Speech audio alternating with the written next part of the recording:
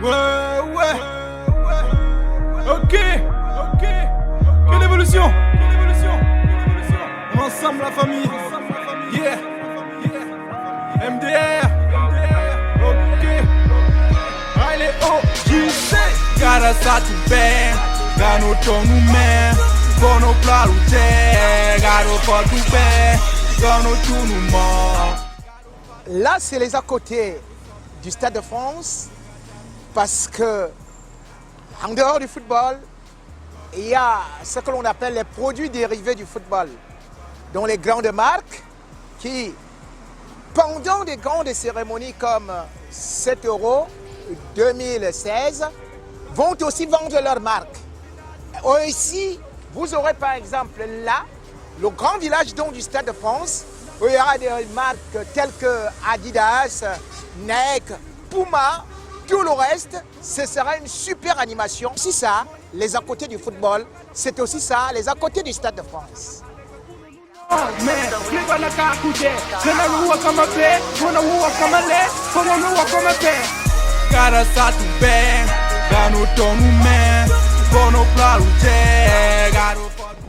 Chers téléspectateurs, bienvenue au Stade de France. C'est ici qu'il y aura l'apothéose de l'Euro 2016. Le Stade de France, c'est un joyau architectural inauguré en janvier 1998 à l'occasion de la Coupe du Monde organisée par la France. Le Stade de France, c'est le plus grand joyau architectural et modulable du monde en ce qui concerne les stades. 81 338 places assises. Et lors des concerts, ça peut aller au-delà de 100 000, puisque c'est modulable.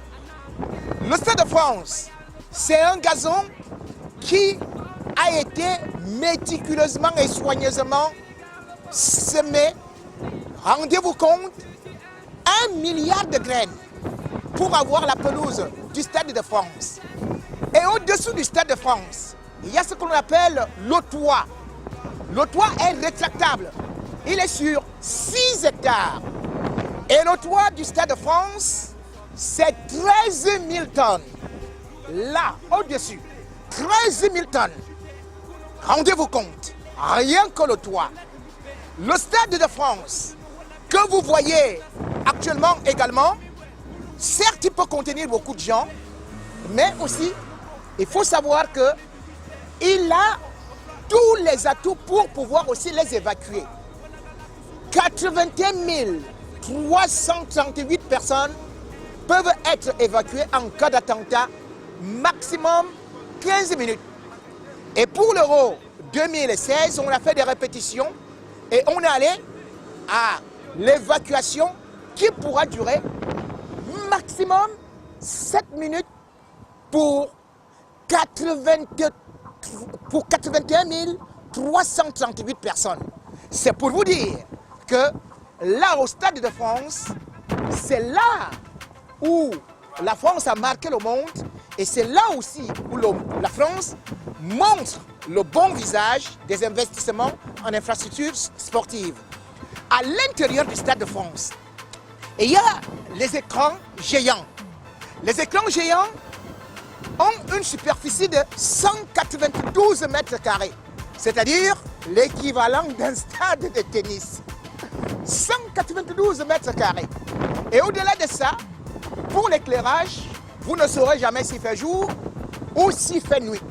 Parce qu'au Stade de France, c'est 550 projecteurs qui y sont pour vous dire que lorsqu'on y est, à tout à l'heure, le Stade de France.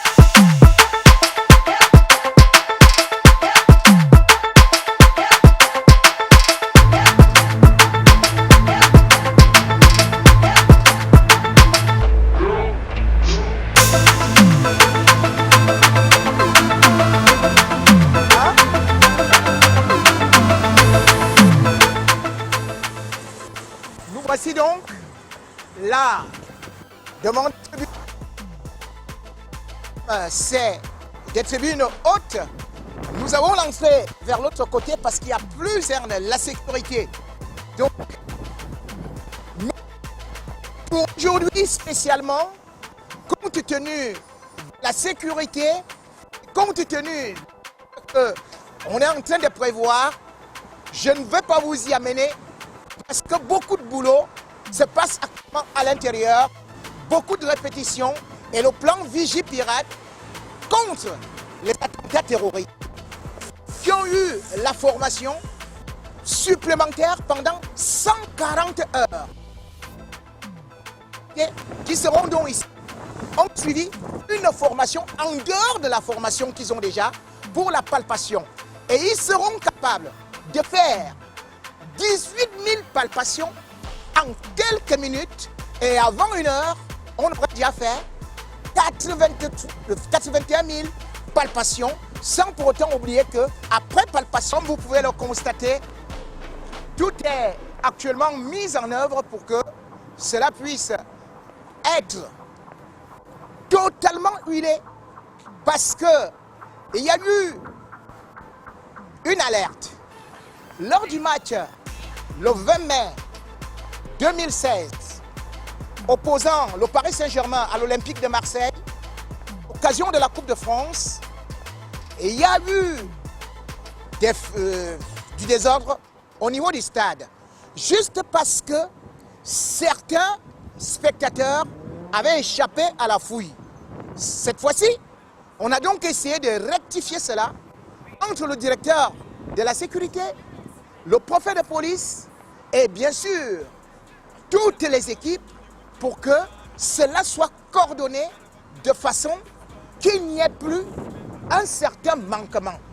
C'est pour cela qu'ici au Stade de France, quoi qu'il arrive, quoi qu'il se fasse, on peut dire ce n'est pas la sécurité à 100%, mais 72% de Français sont convaincus que la sécurité sera assurée. Et en dehors de ça, la France a aussi bénéficié de 8 polices étrangères européennes qui sont venues pour renforcer les effectifs et la formation. Donc partout, ce sera ici la grande sécurité. Et bien sûr, l'apothéose, ce sera le 10 juillet, le jour de la finale. Le Stade de France, comme je le disais tantôt, c'est un investissement monstrueux. Ça a coûté à l'État français 364 millions d'euros. Eh bien, 364 millions d'euros, qu'est-ce que ça peut rapporter? C'est la question que le contribuable peut se poser. Mais aujourd'hui, on se rend compte que le Stade de France a beaucoup rapporté dans la mesure où les concerts sont faits ici au Stade de France. Par exemple, j'étais au concert de Yannick Noah où c'était totalement plein. Les artistes viennent du monde entier. Ça fait que le Stade de France puisse rapporter aujourd'hui pas mal de choses en ce qui concerne les finances. Et bien sûr aussi en ce qui concerne la location des stades. Parce que la finale va se jouer ici le 10, mais l'UEFA a demandé à la France de mettre à sa disposition 10 stades.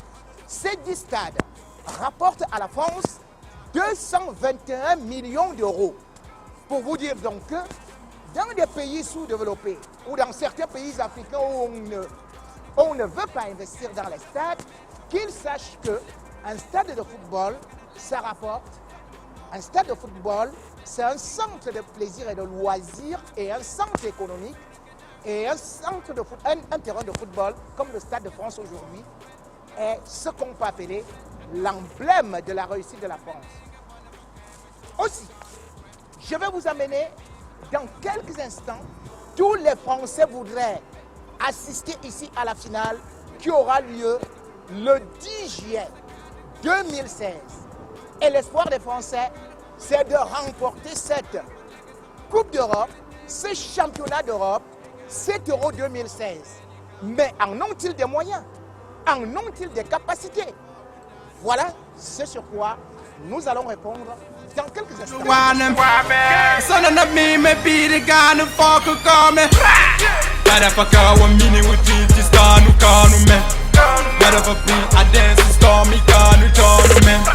Better than me, un ami, oui, t'as nous comme mais.